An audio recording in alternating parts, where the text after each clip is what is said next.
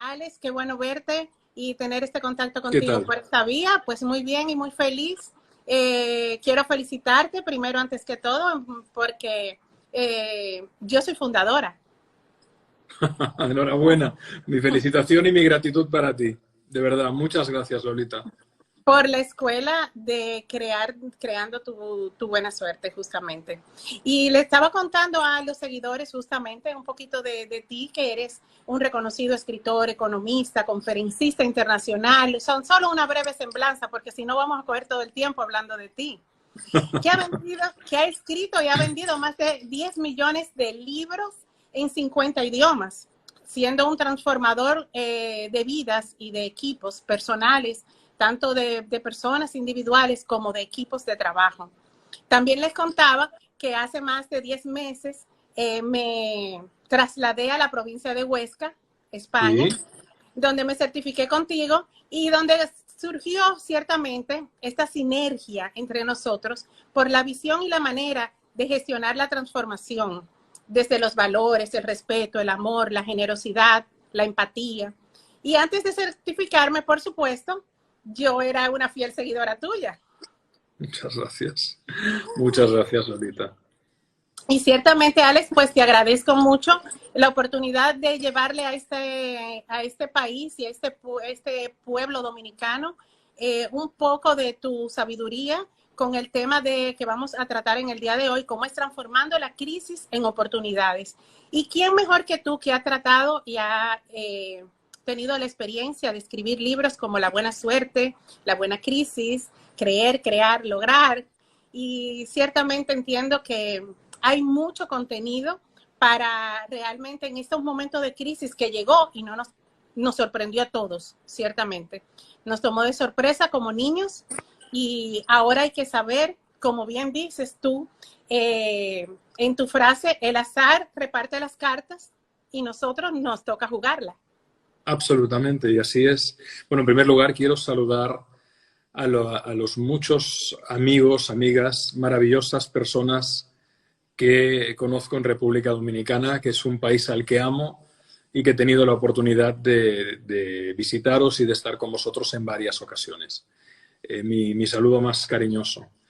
Y efectivamente, ¿sabes cuál es la cuestión, Lolita? Que siempre vivimos en la incertidumbre, pero no nos lo creemos. Y que fundamentalmente momentos como este nos hacen ver con mucha más fuerza que la vida es pura incertidumbre. Así A es. mí, a mí me gusta decir que la sorpresa, cuando nos quiere asustar, se viste con el traje de la incertidumbre. Incertidumbre es el nombre que utiliza la sorpresa cuando quiere darnos miedo. Así, justamente. Pues mira, quiero hacer un preámbulo antes de iniciar y, bueno, comenzar, darle, como dicen ustedes, justamente, darle harina ya a a este live, justamente, tomando del aprendizaje de la sombra de Carl Gustav Jung, donde todo aquello que reprimimos siempre nos preocupa, Alex.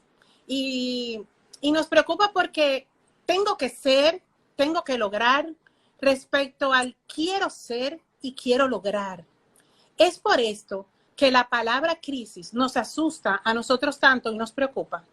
Bueno, yo creo que nos preocupa porque toda crisis se puede vivir de dos maneras, ¿no? Como una amenaza o como una crisálida, como una transformación, como un crisol, como una alquimia, como un momento crítico. Todo tiene la misma raíz en el lenguaje, ¿verdad? Y Claro. una crisis normalmente te obliga a dejar de tener para poder ser, para Correcto. poder tener de otra manera.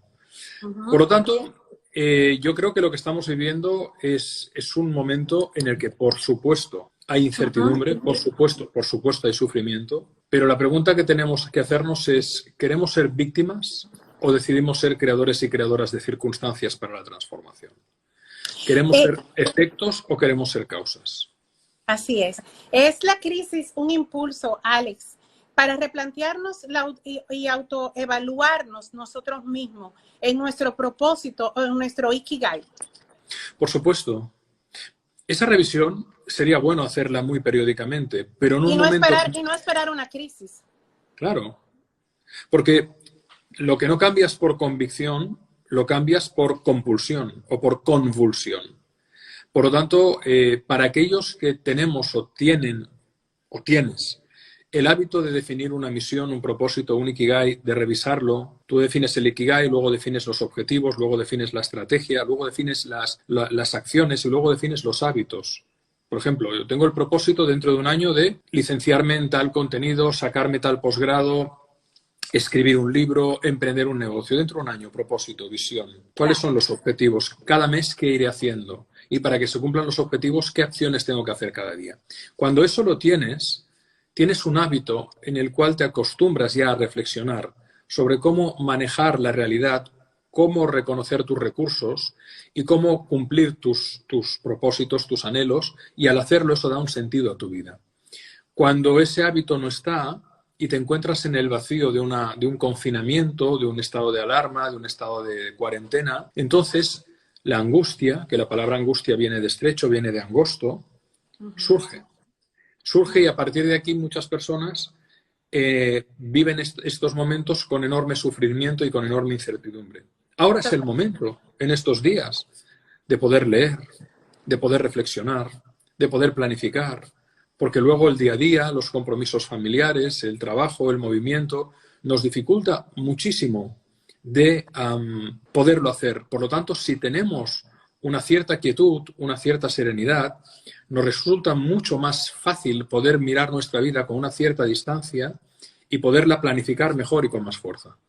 Totalmente de acuerdo contigo. ¿Qué le puedes aconsejar, Alex, a aquellas personas que su único logro es el valor al dinero, ciertamente, y a sus intereses propios en estos momentos? Yo creo que bajo mi modo de ver, la buena suerte solo es buena suerte cuando es una buena suerte compartida.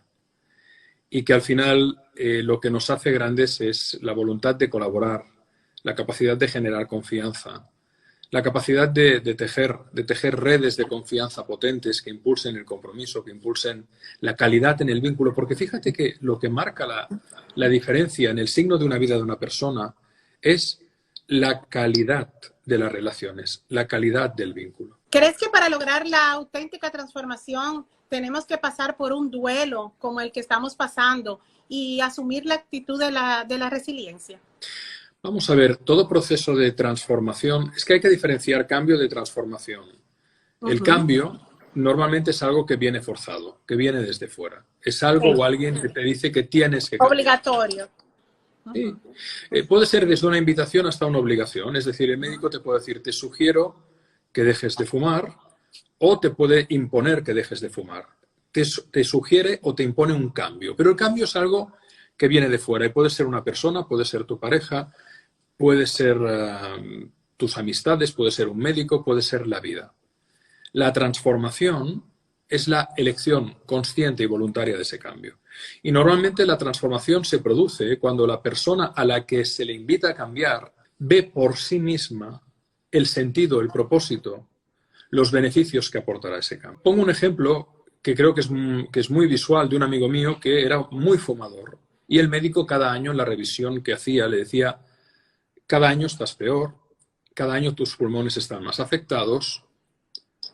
Y llegó un punto en que con casi 60 años le dijo, si sigues así, no llegarás al año que viene, o el año que viene estarás en un hospital con un proceso de quimioterapia o de radioterapia. Y él nos lo contaba el fin de semana tan tranquilo y decía, pero yo voy a seguir fumando porque ya, por lo que me queda, a los pocos días su hija le anunció que iba a ser abuelo.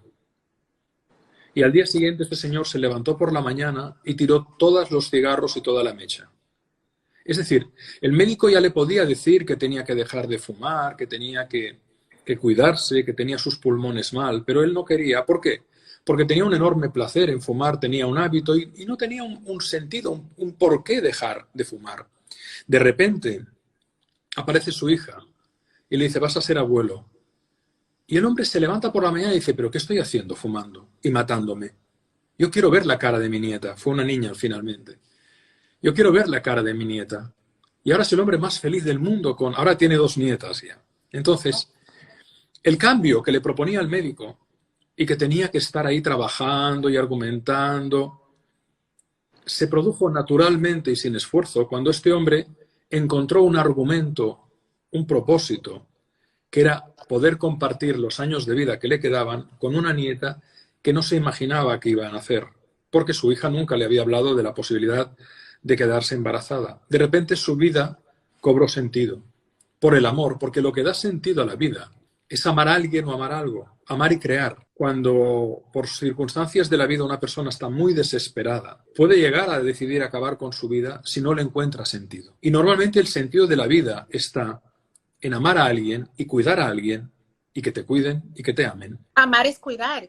Dice Humberto Maturana, filósofo y uno de los padres del coaching, que es tiempo de mirarnos justamente hacia adentro, porque si nos dedicamos a mirar hacia alrededor, estaríamos en una competencia constante y perderíamos mucho tiempo. Yo estoy totalmente de acuerdo que debemos mirarnos y reevaluarnos con personas que realmente tienen este expertise como tú, que nos pueden enseñar, que nos pueden motivar y que sobre todo son un guía y un experto para llevarnos a propulsar una mejor versión como seres humanos. Pues de eso se trata, ¿no? Y yo creo que uno de los trabajos más bellos que hay es poder acompañar a las personas a que realicen su potencial y a que se mejoren su vida, ¿no? Oscar Wilde tiene una frase muy lúcida que dice: si hay egoísmo inteligente, si lo hay, consistiría en procurar que los demás estén muy bien para tú poder estar algo mejor. Un poquito mejor, correctamente. Así mismo es. Así mismo. Alex, hoy acabas de lanzar el primer programa de la escuela Alex Rovira. ¿A quiénes va dirigido esta escuela? Porque no quiero dejar de mencionar, porque todavía hay personas que puedan tener el chance de inscribir, creo, ¿verdad? Hemos planteado unas condiciones muy favorables. La escuela humanista que acabo de crear tiene el propósito de compartir a través de lo digital todo lo que he escrito en el conjunto de mi obra y todo lo que vengo compartiendo y trabajando con organizaciones en mentoría, en acompañamiento a personas durante 30 años de mi vida. El primer curso se llama Crea tu buena suerte. Y es un curso de 65 vídeos estructurados en 8 módulos donde intento transmitir. Yo hice el ejercicio de decir, si quisiera que me contaran algo importante en un buen curso, ¿qué me gustaría que me contaran si yo tuviera 30 años menos? Bueno, pues yo fui una fundadora un poquito impaciente porque por el cambio de horario ciertamente no quería, y las muchas ocupaciones que tengo, porque no sé si estoy trabajando más en el tiempo de pandemia que en el tiempo en que estábamos regular. Realmente hay mucha ansiedad en este país, como en todo el mundo, y ciertamente las personas que trabajamos en el acompañamiento profesional tenemos que dar una milla extra en este tiempo, justamente. Absolutamente. La verdad es que la cantidad de actividad que hay ahora es muy fuerte, es desbordante, pero hay que estar. ¿Qué opinión tienes tú como formador de todo este acontecimiento que está sucediendo tanto en España como en América Latina del COVID-19? Bueno, vamos a ver. La respuesta sería muy amplia. Yo creo que, por un lado, evidentemente la situación es alarmante, pero hay mucha gente que dice que estamos viviendo como en una economía de guerra, y yo creo que no es así. En una economía de guerra muere gente, mucha gente joven, que luego que tendrían que ser los que en el futuro mantienen el país y lo tiran hacia adelante. No es el caso. En una economía de guerra hay bombardeos. Hay destrucción de infraestructuras, se rompen los edificios, las casas, no se puede comparar, no se puede comparar. Esto no es una guerra, esto es una pandemia que obliga a tomar medidas de pulcritud, de solidaridad, de generosidad hacia los demás y, sobre todo, que nos tienen que obligar a pensar cómo queremos vivir como humanidad en el futuro y cómo nos vamos a poder relacionar, por ejemplo, aprovechando el uso que nos da la tecnología y mirando el mundo, yo creo que desde una manera mucho más respetuosa. Creo que lo que estamos viviendo ahora también es el resultado, y ahora no voy a especular sobre la causa del virus, si ha sido creado en laboratorio o no, etcétera. Pero nos obliga a ser mucho más conscientes de la madre tierra que nos sostiene, que nos alimenta, que nos cuida. Nos obliga a reconocer el valor de la gente que realmente aporta valor. Los sanitarios, las personas que curan, que sanan, las personas que están dando seguridad para que todo siga moviéndose, las empresas que siguen produciendo sus alimentos, sus productos de limpieza. Es decir, nos hace cambiar nuestros valores, mirar las cosas de una manera distinta, ser mucho más sensibles hacia el otro, ser mucho más pulcros, más solidarios. Y yo creo que en el futuro también tendremos que ser más sobrios, más sobrios. Es decir, tener la capacidad de saber vivir sin tanto dispendio innecesario, sin tanto consumismo absurdo, con una mayor ética, para no quemar el medio que nos sostiene y que nos alimenta por la vanidad, por el egocentrismo, por querer aparentar. Yo creo que nos está pidiendo la tierra a gritos que la respetemos porque ella nos lo da todo y que respetemos a los seres humanos también, que realmente aportan valor de verdad, ¿no? Y hablando de cómo miramos, ¿cómo debemos seguir cultivando, Alex, ese cariño y apoyo en la distancia con nuestros seres queridos? Como estamos haciendo esto ahora. Es decir, la palabra se puede articular en la presencia física, pero también se puede gestionar en la distancia. Antes no había tecnología. Hace años la gente se escribía cartas de papel y dedicaban mucho tiempo y buena caligrafía, buena letra a expresar su sentir, la añoranza, el afecto, el respeto, y esa carta tardaba en llegar. Pero esa carta era mi papá, que murió con casi 87 años hace ahora 1 año y medio. Guardaba todas las cartas de amor que le habían mandado mi madre y que mi madre le había devuelto, todas. Y cuando tenía algún momento de dificultad, de desánimo, porque no tuvo una vida fácil, porque fue un hijo de la Guerra Civil Española, con mucho sufrimiento, con hambre, con dolor, con muerte de seres queridos, tomaba una carta al azar y la leía. Y en esa carta encontraba una alegría, un propósito. La vida valía la pena. Totalmente. Entonces, y seguramente cada vez que la leía le encontraba un sentido distinto y algo que lo emocionaba de manera diferente. Absolutamente. E incluso te diría que, obviamente, mis padres estuvieron... Mi mamá conoció a mi padre cuando tenía ella 15 años y él 20. Y él murió a los 66. Lolita, estuvieron 66 años juntos. Y obviamente tuvieron sus discusiones y sus momentos de dificultad, pero vivieron siempre profundamente enamorados. Y cuando mi papá llevaba en su cartera, por ejemplo, las fotos de mi madre de diferentes edades. ¡Wow! Precioso. Y la recordaba y la amaba en cada momento. En cada momento había sido él alguien distinto. No eres el mismo cuando tienes 20, que cuando tienes 40, que cuando tienes 60. Precisamente esa maduración, esa evolución, evocaba en él en cada momento recuerdos distintos. Te digo esto porque precisamente, en respuesta a tu pregunta, mi padre hizo el servicio militar en África, muy lejos de España. Cuando todavía en España se hacía el servicio militar en algunas zonas, pero del África bastante hacia el sur. Muy lejos, no había teléfono, estuvieron 1 año y medio sin verse, solo había cartas. Pero estaban unidos, estaban comunicados. Totalmente, porque amar es una decisión. Y justamente hablando de ese amor tan hermoso, quiero preguntarte, ¿eres hijo único de tu... No, tengo 3 hermanos. Mi hermano mayor es médico, tiene 10 años más que yo. Mi hermana mayor, yo soy el tercero. Mi hermano me lleva 10 años, mi hermana me lleva 7 años. Les aprecio mucho, les valoro mucho, les quiero mucho. Y luego mi mamá perdió naturalmente y por desgracia, de manera natural, perdió dos bebés en la fase de embarazo y 7 años después del nacimiento de mi hermana vine yo, que soy el menor de los 3. Bueno, Alex, yo quiero que tú me permitas y a todos nuestros seguidores, que hay muchas personas conectadas ahora mismo, que tú me permitas porque es una forma también que conozcan un poquito más de ti, de aquellos dominicanos que no conocen de ti. Pero yo particularmente sé de tu abuela Carmen y que tenía muy buen sentido del humor. ¿Recuerdas alguna particularidad, algún chiste que tú recuerdes de tu abuelita Carmen? Yo cuando llegaba del colegio cada día, lo primero que hacía era, ella ya estaba mayor, era irla a ver a su habitación, me sentaba a su lado y le contaba el día.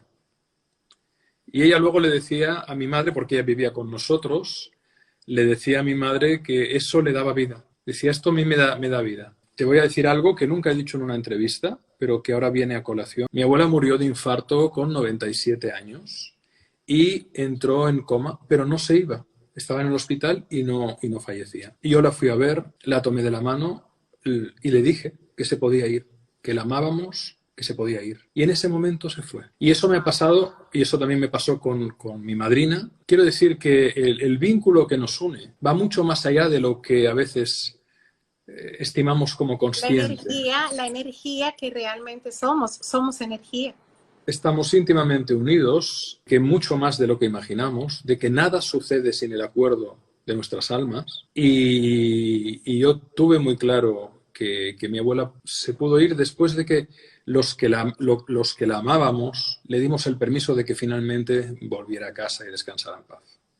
Qué lindo, qué hermosa historia. Te agradezco esa intimidad que has tenido de contarme a través de este live y sobre todo que sé también que te sorprendes ante las muestras de cariño y afecto. Eres una persona muy sensible y ciertamente sé que esto te ha conmovido un poco, hacer recontar esta historia.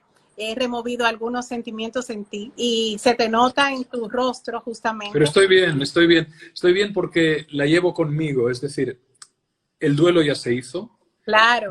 No hay nada pendiente. Yo creo que las personas que nos han construido, que son nuestros referentes, que forman parte del latido del corazón, literalmente, del corazón espiritual. Yo te puedo hablar ahora de esta circunstancia con total serenidad, con emoción. Son recuerdos muy significativos. Claro, Son recuerdos.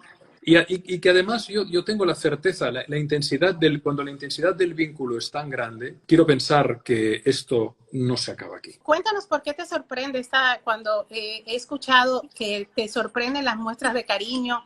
¿Qué tú puedes decirnos de esto? ¿Eres tímido? No, yo creo que en realidad nunca he tenido un sentido de autoría personal de las cosas. Cuando escribo un libro o cuando surge algo, no tengo la sensación. Claro que yo lo trabajo y que estoy horas trabajándolo, pero nunca me lo he apropiado. Es un sentir psicológico y por eso cuando las personas vienen y reconocen y son maravillosamente generosas y agradables, me impacta emocionalmente, me causa un profundo estupor. Hoy mismo, ¿no? con la reacción que ha habido con el curso digital, con la apertura, que han sido miles de personas. Yo ya sabes, Lolita, que comparto mucho contenido gratuito, mucho contenido. El podcast 2 veces a la semana, un vídeo en mi canal de YouTube, más de 500 artículos en mi página web, porque lo que a mí me ha sido útil me gusta compartirlo con el mundo. Totalmente. Y cuando alguien simplemente te dice de corazón gracias, se produce un encuentro singular, porque cuando alguien te dice gracias por lo que sea, a ti o a las personas que nos están escuchando, hay un reconocimiento, es decir, la persona que ha recibido eso lo valora como tú lo valoras. Y eso te sitúa en un lugar de amistad en el que a lo mejor tú no has conocido a esa persona apenas, pero sabes que tienes muchas cosas en común. Yo quiero preguntarte, para que nos vamos ya brevemente no entremos a la crisis. Cuando escuchas el nombre de Mariona, ¿qué surge en ti? Una alegría inmensa. Es mi hija menor y mi hija menor nació con una enfermedad grave de corazón y estuvo muy mal durante bastante tiempo. Ahora está perfecta y es una niña con una sensibilidad. Yo he tenido mucha suerte con mis 3 hijos, Lolita. Y no me atribuyo el mérito ni a mí ni a su madre, que también es una bellísima persona. Creo que han salido así, que nosotros no los hemos estropeado. Qué bueno. Que la función de los padres es acompañar, amar, pero también advertir y corregir cuando tú ves que pueden entrar en un mal camino. Es decir, hacer un papel de mentores, pero como decía Khalil Gibran en esa maravillosa poesía, tus hijos no son tus hijos, son los hijos de la vida. Y como bien tú dices, no hables mucho, que tus hijos te escuchen. Sí, no, exacto, no prediques, tus hijos te están mirando. Y en los equipos de trabajo igual, no prediques, tu equipo te está mirando. Las cosas no se dicen, se hacen, porque al hacerlas se dicen solas. Realmente es así. Y vamos a hablar de la crisis ahora, Alex. Hemos hablado un poquito de ti, un poquito de la familia, un poquito de todo. Y yo quiero que me digas, ¿son las crisis necesarias, como tú nos explicas en tus libros, para crecer? Yo diría, Lolita, que las crisis son inevitables en la vida. Es decir, que quien no haya vivido una crisis en su vida es que no ha vivido. Cuando sales del útero de tu madre ya tienes la primera crisis. Pasas de un lugar tranquilo, sereno, por un agujero y de repente te cachetean, te entra un aire frío en los pulmones. Primera crisis. Segunda crisis, cuando te destetan, que quisiéramos todos estar en el pecho de mamá eternamente. Tercera crisis, cuando aparece papá y dice, esta no es solo para ti, mira el mundo y aquí estoy yo. Y van surgiendo crisis de separaciones, de procesos de crecimiento, que en el momento en el que se producen son dolorosas, pueden provocar sufrimiento, pero que son inevitables. Por lo tanto, yo creo que al final la cuestión es saber gestionar y hacer que las crisis, en lugar de convertirse en desgracias o en catástrofes, se conviertan en oportunidades para una transformación más consciente, más lúcida. ¿Cómo podemos nosotros crear nuestra buena suerte? ¿Cuáles son 3 pasos que tú nos puedas ofrecer rápidamente para nosotros comenzar a gestionar y a entender que la buena suerte se construye? Bueno, lo primero es darse cuenta que una cosa es el azar, que no depende de nosotros, y otra cosa es las respuestas que le damos a ese azar o a la vida. Como tú decías, el azar reparte las cartas, pero nosotros las jugamos. No, eso no lo digo yo, eso lo dices tú. Bueno, pero lo has dicho tú, quiero decir, y si lo has dicho tú es porque la frase ya te pertenece, ya es tuya. Entonces, cuando uno integra algo y se lo hace suyo, ya es suyo. La buena suerte es el lugar en el que confluyen, decía Séneca, la preparación con la oportunidad. Por lo tanto, lo primero es que te prepares para poder detectar esas oportunidades que muchas veces pasan por delante y no las vemos, no las advertimos. Prepararse. Y nos podemos preparar en nuestro aprendizaje cognitivo mental, en nuestro aprendizaje emocional, en nuestro aprendizaje vincular y social, en nuestros hábitos, en nuestro aprendizaje de inteligencia creativa, en nuestro aprendizaje de generosidad, de inteligencia espiritual, de humildad, en nuestro aprendizaje ético. Hay muchas dimensiones de aprendizaje. Por tanto, prepararse, porque lo que para unos, por ejemplo, lo que para unos es basura, para otros es riqueza porque es reciclaje. Entonces, lo que para uno es un desecho, para otros es una oportunidad de limpiar el planeta, aprovechar recursos. Fíjate qué miradas tan distintas. Primero, prepararse para poder identificar oportunidades. Segundo, acción bien planificada, bien pensada. Es decir, la buena suerte consiste en crear circunstancias para que lo aparentemente no posible emerja como posible. Por lo tanto, hay que crear circunstancias para que surja una posibilidad donde antes no la había. Y si te tuviera que resumir la tercera variable, a mi modo de ver, la buena suerte son valores en valor. Valores que crean valor. ¿Con quién preferirías estar? ¿Con alguien responsable o irresponsable? Con alguien responsable. ¿Con alguien humilde o arrogante? Con alguien humilde. ¿Con alguien grato o ingrato? Con alguien grato. ¿Con alguien amable o desagradable? Con alguien amable. ¿Con alguien perseverante o veleidoso? Con alguien perseverante. ¿Con alguien paciente o impaciente? Con alguien optimista o pesimista que te está hundiendo y te está diciendo todo esto va a ir mal, moriremos todos. Con alguien optimista, pero con los pies en el suelo. Entonces, no somos conscientes de la importancia que tienen los valores a la hora de transformar radicalmente la vida. Pero si esos valores los impulsas con actitudes positivas, proactivas, ejemplares, entonces la transformación de la vida surge naturalmente.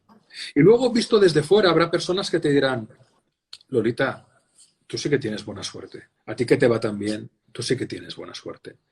Y entonces tú... Y no saben cómo me lo he currado, ¿eh? Currar es el que se remanga y se pone a trabajar picando con el pico y la pala 12 horas al día para sacar la roca y poder construir su casa, por decir algo. Entonces, la buena suerte, a mi modo de ver, es una suma de lenguajes psicológicos que uno puede aprender. A vivir se aprende, a amar se aprende, a todo se aprende. La cuestión es que históricamente hemos puesto el aprendizaje en técnicas que son muy importantes. Aprender informática, aprender marketing, aprender logística, aprender. Hemos descuidado completamente el aprendizaje sobre nuestra propia alma, sobre nosotros mismos. Por cierto, nos dicen algunos amigos que en Argentina currar es otra cosa, es robar. Cada país latino tiene sus acepciones. Gracias por la aclaración. Entonces, la buena suerte es un lenguaje existencial, que sobre todo tiene mucho que ver con las creencias que tienes en tres universos. A eso yo le llamo la posición existencial. Lo que crees sobre ti, lo que crees sobre el otro y lo que crees sobre la vida. Y en función de cómo una persona cambia profundamente esas creencias, no solo en la cabeza, en el corazón. Totalmente. No se trata de comprender solo, sino de comprehender con H intercalada. Cuando hay un cambio en la mirada que nace del corazón, hay un cambio en la manera de relacionarse, hay un cambio en la manera de dialogar, hay un cambio en la manera de generar vínculos de calidad. Y entonces se despliegan oportunidades que antes no se desplegaban, porque oportunidad viene de ser oportuno. Y cuando una persona se cultiva y se trabaja y crea una cultura potente, humanizada, potente, entonces es oportuno lo que dice, lo que hace, cómo lo hace. Eso no quiere decir que no tenga problemas en su vida. Eso no quiere decir que pueda encontrarse con canallas.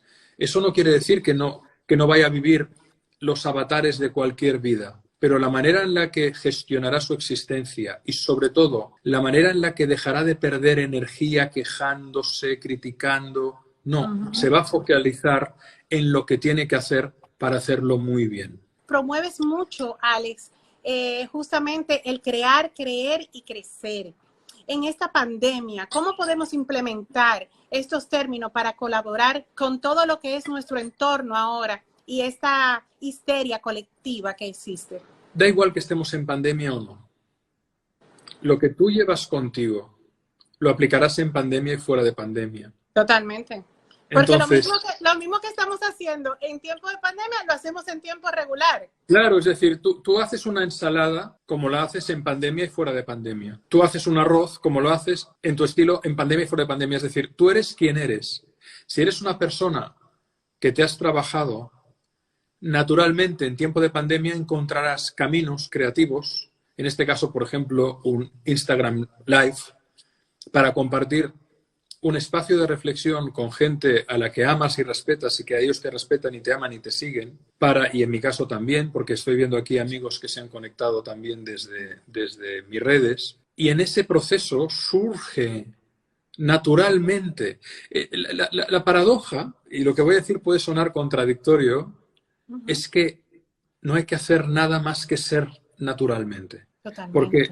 Porque cuando uno... La rosa no puede dejar, hoy es el día del libro, hoy es el día de Sant Jordi en Cataluña y tradicionalmente este año ha sido una excepción porque no hemos podido salir, pero salíamos a la calle a comprar una rosa para regalarla al ser amado, a la mujer amada antaño. Ahora las rosas corren entre todas las personas que se aman, ¿no? Entonces, la rosa no puede evitar ser rosa y emanar el perfume de la rosa. Igual que el limón no puede evitar ser limón y generar ese ácido delicioso que a mí me encanta, por ejemplo, o el melón. Cada fruta da su esencia, cada persona da su esencia. Cuando una persona se trabaja, eleva su nivel de conciencia, deja de estar en el miedo, en la ira, en la envidia, en la miseria, en la culpabilización, en la persecución, en el egoísmo, en la vanidad, y se sitúa en el coraje, en la responsabilidad, en el propósito, en la humildad, en la confianza, en el amor, en la entrega, en el perdón, en la gratitud, en el civismo, en la ternura, en el sacrificio por amor. Cuando eso se produce, Lolita... En la grandeza del ser.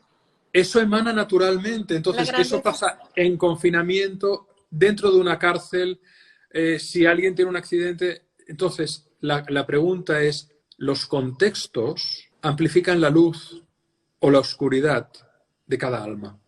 Así es. Y sobre todo cuando esas personas que se trabajan, Alex, que deciden trabajarse, porque aquellas personas que, tanto tú como yo, que tú tienes muchos años, empezaste el camino de que te gustaba la lectura, de que tenías ya muchas habilidades para lo que haces hoy en día, otros llegamos de otra manera, justamente. Cada cual tiene su camino. Pero tomamos y podemos identificar, sacar esas sombras e identificar realmente cuál es nuestro propósito y nuestro ikigai en la vida. Realmente es un potencial donde tú descubres y donde volvemos a renacer de lo nacido ya. Te quiero leer algo, con permiso. Claro. Pau Casals, el magnífico compositor y violonchelista catalán. Este fue el primer texto que escribí en mi primer libro, La brújula interior, un texto de Pau Casals. Y dice lo siguiente. Bueno, que yo lo tengo. Muchas gracias, Lolita. Y es un texto absolutamente maravilloso porque creo, y además me ha venido ahora y como somos bastantes los que estamos aquí, quiero leerlo. Dice, cada segundo que vivimos es un momento nuevo y único en el universo. Un momento que jamás volverá. ¿Y qué es lo que les enseñamos a nuestros hijos? Pues les enseñamos que 2 y 2 son 4, que París es la capital de Francia, pero ¿cuándo les enseñaremos además lo que son? A cada uno de ellos deberíamos decirle, ¿sabes lo que eres? Eres una maravilla, eres único. Nunca antes ha habido ningún otro niño como tú, con tus piernas, con tus brazos, con la habilidad de tus dedos, con tu manera de moverte. Quizás llegues a ser un Shakespeare, un Miguel Ángel, un Beethoven. Tienes todas las capacidades. Sí, eres una maravilla. Y cuando crezcas, ¿serás capaz de hacer daño a otro que sea como tú, una maravilla? Debes trabajar, como todos debemos trabajar, para hacer el mundo digno de sus hijos. Este texto es mi credo. Hermoso. Ciertamente un texto que habla de la entrega, de la generosidad y de lo que podemos dar, porque lo que no podemos entregar lo que no somos, ni nunca vamos a poder dar lo que no tenemos. Y justamente el amigo Alejandro Jodorowsky dice, hace muchos años que no le veo, pero en alguna época coincidimos a menudo y yo iba a verle a París y hablábamos. Y Alejandro repite una frase muy bonita que dice, lo que das, te lo das, lo que no das, te lo quitas.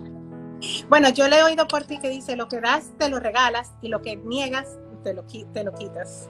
Bueno, tiene varias derivadas de esa misma frase, sí. Creo que sí. así lo que das, te lo das, lo que no das, te lo quitas, sí.